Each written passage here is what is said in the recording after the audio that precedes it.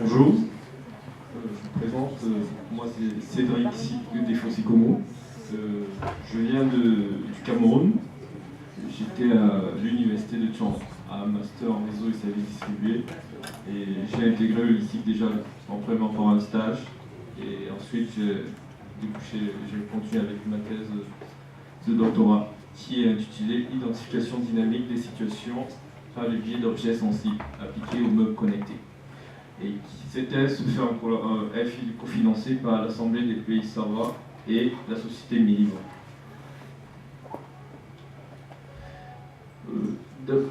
D'après les études récentes de l'INSEE, la proportion de la population de 80 ans et plus en monde est en nette évolution.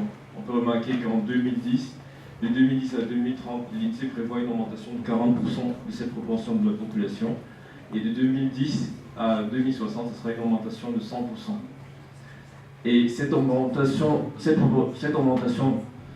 de cette partie de la population apporte des contraintes dans la vie courante, qui sont des contraintes d'autonomie pour les personnes âgées. Les personnes âgées, car les personnes âgées ne peuvent plus faire des tâches qu'elles faisaient avant. Et ça aussi entraîne des problèmes psychologiques de bien-être pour leur famille et pour elles-mêmes en question. Et les solutions qui sont proposées actuellement sont très, très coûteuses, d'où la nécessité de penser aux solutions au maintien de personnes à domicile. Et pour maintenir dans les problématiques que nous allons présenter dans nos travaux, les problématiques que nous abordons dans nos travaux, c'est de pouvoir distinguer les différentes situations anormales comme normales dans un habitat pour aider le maintien des personnes à domicile.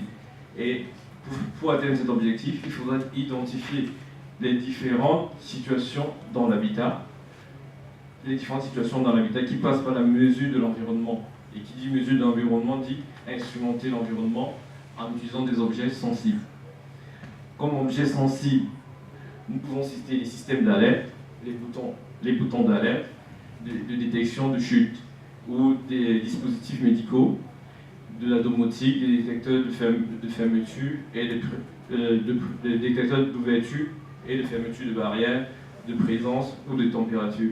Et ces différents objets sensibles existants posent des problèmes sur la vie privée, qui est un problème déontologique, sur la sécurité des données, l'infantilisation des personnes âgées, et elles sont perçues comme intrusives pour les personnes qui les utilisent. Et ainsi, on recherche à avoir des objets sensibles qui sont intégrés dans l'habitat de l'usager, et qui participent à presque toutes les activités au sein d'une maison. C'est pour cela que le meuble est un bon candidat dans tous les environnements de notre maison, que ce soit dans la chambre, la cuisine, au salon, il y a toujours un mobilier qui s'y trouve. Et le meuble intervient toujours dans la majeure partie des interactions entre l'humain et les objets de la maison, que ce soit en cuisine, lors des repos, divertissements, ou dans les situations de travail. Ainsi, on se base des meubles existants et on essaye de fabriquer des meubles intelligents en les instrumentant par des capteurs. Ainsi, on a ces meubles, des miroirs connectés, des tables connectées ou des canapés connectés. Et les étapes pour pouvoir construire ces meubles sont les suivantes. Dans un premier temps, il faut instrumenter les meubles avec des capteurs, comme un canapé avec un capteur de déformation qui permet de pouvoir détecter la posture sur le canapé, savoir s'il y a une personne assise ou couchée, ou bien de détecter aussi la proximité, les pas de la personne. Lorsqu'une personne se rapproche d'un canapé, pouvoir détecter s'il se rapproche ou pas, et aussi pourquoi pas la chute de la personne. Et ensuite, il faudrait connecter ces objets afin qu'ils puissent échanger des informations entre eux sur la perception qu'ils ont de l'environnement et pouvoir échanger avec d'autres entités externes à la communauté de meubles. Et pour terminer, les meubles doivent pouvoir traiter les informations qu'ils perçoivent de l'environnement. Et traiter ces informations, c'est-à-dire en utilisant des méthodes de classification ou des méthodes de traitement du signal. Et j'ai travaillé sur toutes ces activités. Question de souci de temps, je présenterai juste la partie concernant le traitement de l'information qui va nous introduire au niveau de l'intelligence ambiante de notre environnement. Dans l'intelligence ambiante de notre environnement, il est une question d'identifier dynamiquement les situations de l'environnement. Ce qui passe par la découverte de situations. Et pour découvrir ces situations, il faut pouvoir représenter les situations qu'on recherche et représenter la communauté d'objets de notre environnement. Et le modèle qu'on utilise pour représenter notre communauté d'objets ou nos différentes situations doit être évolutif. C'est-à-dire, on doit être capable de modéliser le fait qu'une personne soit dans une pièce et qu'elle se déplace pour aller dans une autre pièce. Elle doit être interrogeable, c'est-à-dire qu'on doit pouvoir, à partir de notre modèle, poser la question quelles sont les situations réalisées, quels sont les nombres de réalisations pour une situation. C'est-à-dire, un exemple, combien de temps a dormi une personne âgée sur un canapé. On doit pouvoir avoir ce genre d'informations. Ensuite, elle doit supporter le passage à l'échelle. C'est-à-dire que si on est dans un environnement et qu'on apporte un meuble, le modèle doit pouvoir le tenir en compte sans pouvoir être explosif. Et comme solution la solution que nous avons prise pour modéliser notre environnement, ce sont des ontologies. Pour simplification, prenons par exemple cette situation, un homme assis sur une chaise, qui est représenté par cette ontologie factuelle qui décrit notre environnement. Premièrement, nous avons une chaise qui a comme partie une assise et on a un humain. À partir des données capteurs sur l'assise, à partir du traitement des données capteurs sur l'assise, on établit la relation qui existe entre l'humain et la partie de notre chaise. Et à partir de cette ontologie factuelle, on essaie d'identifier notre situation, un homme assis sur la chaise. Et pour identifier cette situation, on doit passer par la représentation de cette situation. Nous considérons ici qu'une situation est une ontologie de concept, où S ici, où S est décrit par N, V et R. N étant l'ensemble des nœuds qui caractérisent notre situation, V l'ensemble des relations entre les différents nœuds, et R l'ensemble des relations qui peuvent vérifier notre situation. Et là, en ce qui concerne notre exemple pris, voici c'est l'ontologie de concept qui décrit notre situation assise. C'est-à-dire qu'on dit qu'une personne est assise sur notre chaise si elle est en contact avec l'assise de notre chaise. C'est-à-dire on représente cela comme ça. Et ici, l'ensemble des nœuds sera la chaise, les humains et les relations, la partie part of, connected to.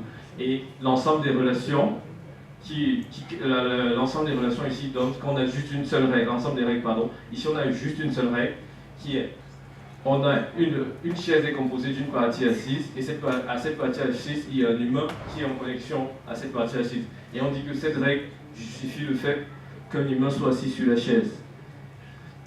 Maintenant, pour pouvoir identifier notre situation, on procède par un alignement entre l'ontologie, le concept, et l'ontologie factuelle. Comme on peut remarquer sur cette figure, on a déjà notre environnement là, notre environnement où on a un homme assis sur la chaise. Et tout à gauche, on a notre ontologie factuelle qui décrit cet environnement et les différentes connexions qui existent entre les différents faits. Et maintenant, à partir de la représentation de notre situation en référence, assis sur la chaise, on peut effectuer un alignement sur cette ontologie factuelle. Et à partir de là, on peut en déduire que notre situation est réalisée. Et ceci peut se faire sur toutes les autres situations. Et il est important de noter qu'une situation n'a pas qu'une seule représentation. Elle peut avoir plusieurs ontologies de concepts. Et les travaux ici présentés, ces travaux ont été présentés à la conférence internationale Contexte Paris 2017. Et ces travaux ont été sélectionnés pour pouvoir être étendus dans un journal Intelligence Environment, Springer. Et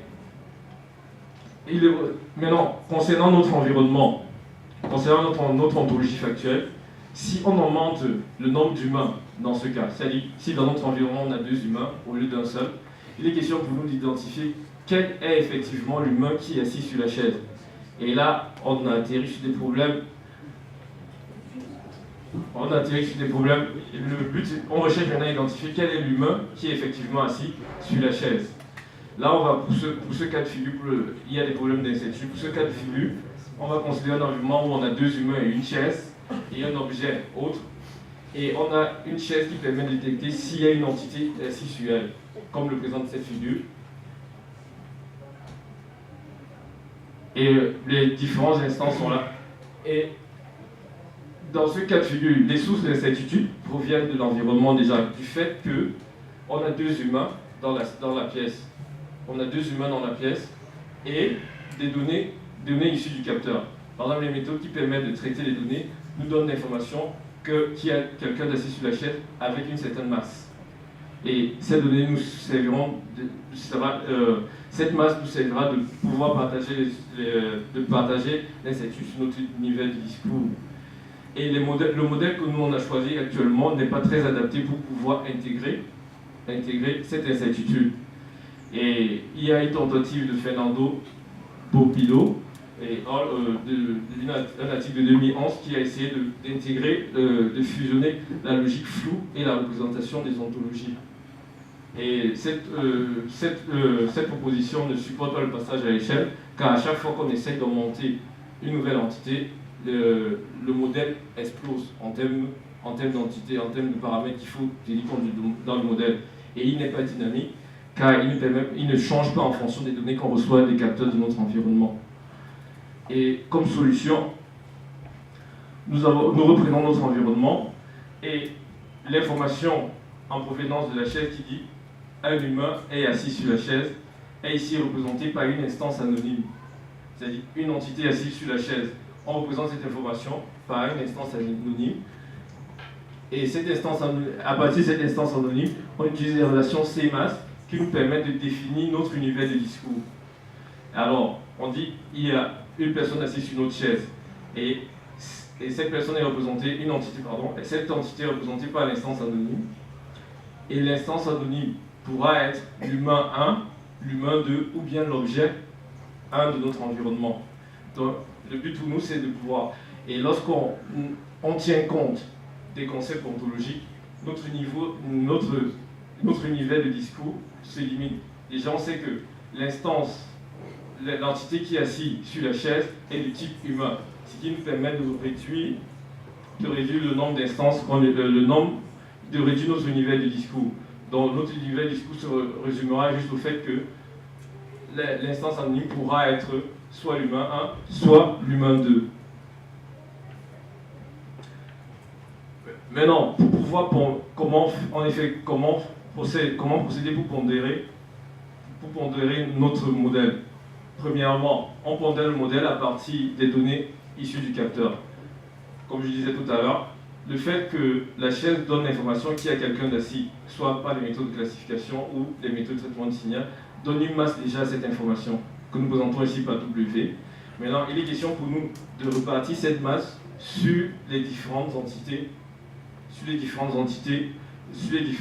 de notre environnement.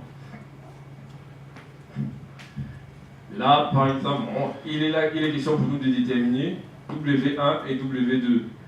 Et ici, il est important de noter que l'univers du discours ici, oméga se résume juste à E1 qui représente l'événement, que l'humain 1 soit l'entité anonyme et E2 qui représente l'événement, l'humain 2 soit l'entité anonyme. Et maintenant, à partir de là, on essaye d'appliquer les théories de probabilité ou de possibilité pour pouvoir déterminer W1 et W2. Et cette intégration de l'incertitude dans notre modèle a été présentée à la conférence internationale CIVEMSA 2017, ANSI 2017.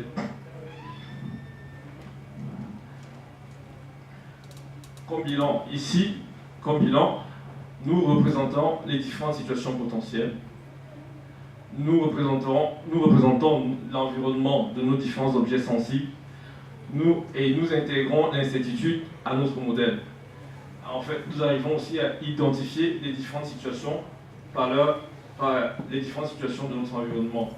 Et le système que nous avons choisi est interrogeable dans certains cas, et notre modèle est dynamique car il tient compte des données capteurs.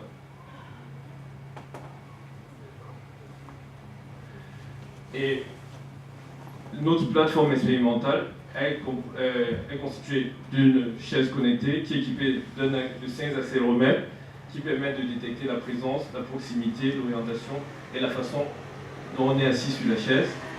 Et ensuite, nous avons un canapé qui est équipé de 15 capteurs de déformation et de 2 accéléromètres pour détecter la présence, la proximité, la posture, et une table connectée auquel on l'équipe d'un capteur de champ, de mesure de champ de fréquence de 2,4 GHz. Et comme méthodologie de traitement, nous avons traité nos données à partir des ondelettes pour la détection des pas. Et ça a permis de soumettre un papier à la conférence EMICO 2016. Et nous avons, sur le capteur de champ, nous travaillons sur la comparaison des méthodes de classification pour la reconnaissance des gestes au-dessus de la table.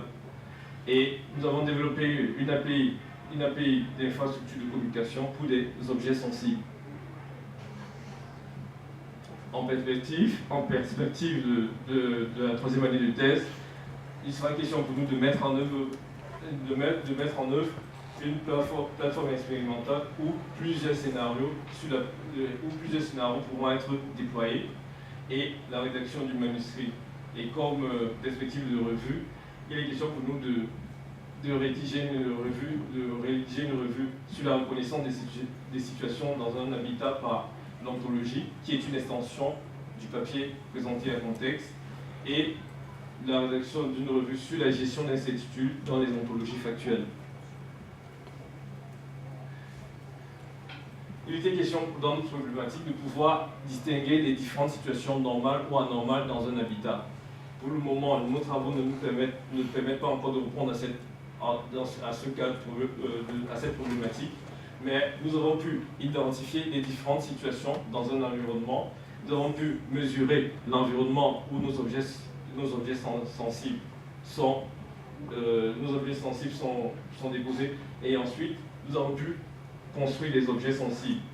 Comme contribution originale, nous avons pu intégrer l'incertitude dans les ontologies factuelles, et nous avons pu prouver que le meuble intelligent peut contribuer à l'aide au maintien des personnes à domicile, au maintien des personnes à domicile. Et en perspective générale, comme je l'ai dit, il est question pour nous de définir une plateforme expérimentale opérationnelle, de comparer les méthodes de fusion sur la plateforme, de concevoir et intégrer dans la plateforme des outils d'inférence tenant compte de l'incertitude, et de classifier les ambiances liées au maintien à domicile par la mesure d'habitude. Je vous remercie.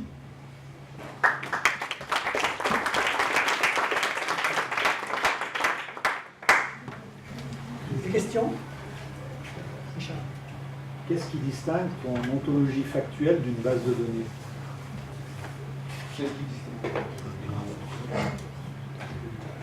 La différence entre mon ontologie factuelle et une base de données, c'est que dans l'ontologie factuelle,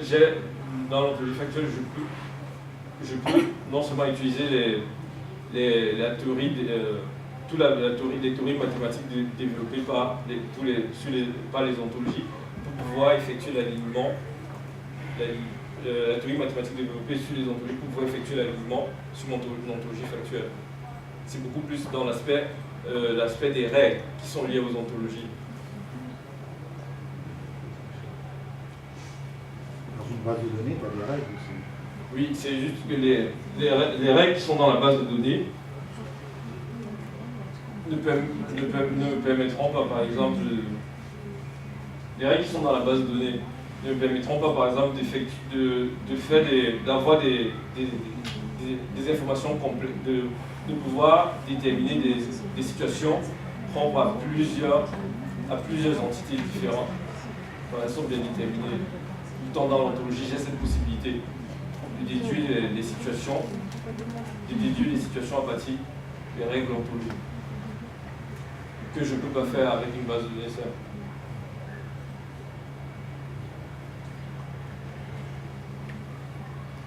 J'ai une question. Tu fais de la détection de posture. Qu'est-ce que tu appelles une posture? Qu'est-ce que tu appelles? Par exemple, sur le canapé, les postures qu'on a essayé d'étudier, c'est par exemple coucher sur le canapé, bien assis, c'est-à-dire assis, pas adossé, assis, adossé, avec les capteurs qu'on a mis sur le canapé. Et ça, on arrive à reconnaître juste avec des méthodes de classification très simples. Trois postures. Actuellement, il y a 3 postures. Il y a 3 postures et maintenant, on essaye de savoir le nombre de personnes qui est assis et on peut déterminer aussi où il est assis sur le canapé lorsqu'il s'agit d'une seule personne. La question, c'est lié à ta thèse, c'est plutôt dans le futur, le doctorant qui viendra après.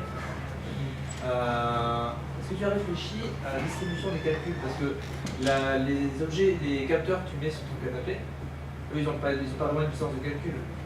Et donc quand tu vas vouloir faire de l'intelligence ambiante un peu plus évoluée, donc tu vas avoir plusieurs humains, plusieurs objets connectés, tu vas vouloir essayer d'apprendre des choses un peu plus évoluées que juste assis, pas assis. Oui. Il va falloir que tu des surcouches, et du coup tu arrives à des calculs potentiellement un peu plus complexes. Et du coup, où est-ce que tu vas faire ces calculs-là? Est-ce que tu y as réfléchi? Est-ce que tu penses déporter dans un cloud, où il y aura un problème de sécurité On a réfléchi à ce problème justement. C'est que déjà, en passant des meubles, par exemple, une chaîne simple ne peut pas faire des calculs. La seule chose qu'elle peut faire, c'est retourner les données. C'est pour ça qu'on a dit qu'on a pensé à avoir une bloc centrale qui fera des calculs pour ce type d'objets. Mais par exemple, si on prend un canapé, le canapé a assez d'espace pour qu'on intègre un calculateur au sein du canapé, par exemple un Raspberry, qui peut faire les premiers calculs. C'est-à-dire que dans notre environnement, on pourra avoir des objets auxquels on intègre déjà une petite intelligence et d'autres objets qui n'ont pas d'intelligence pour essayer de repartir un peu le calcul.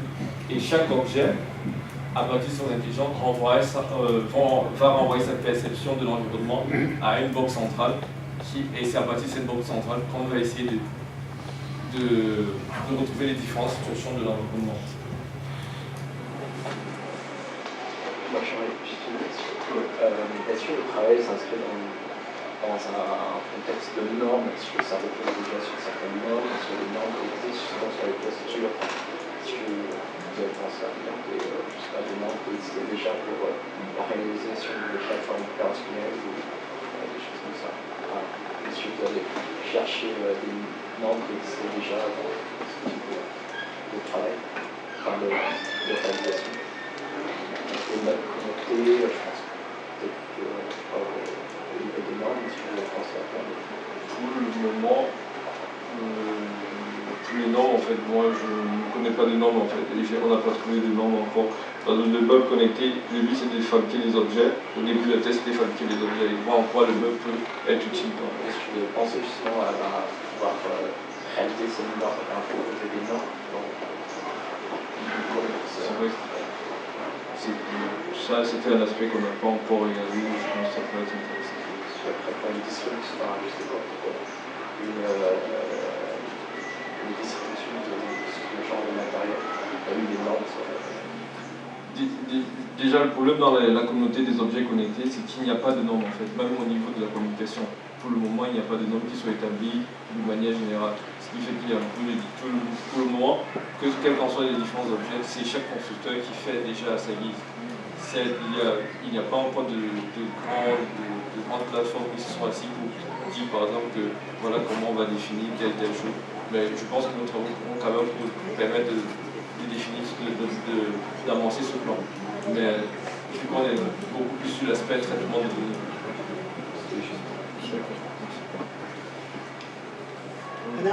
Moi, c'est plus une petite remarque, c'est pas une question.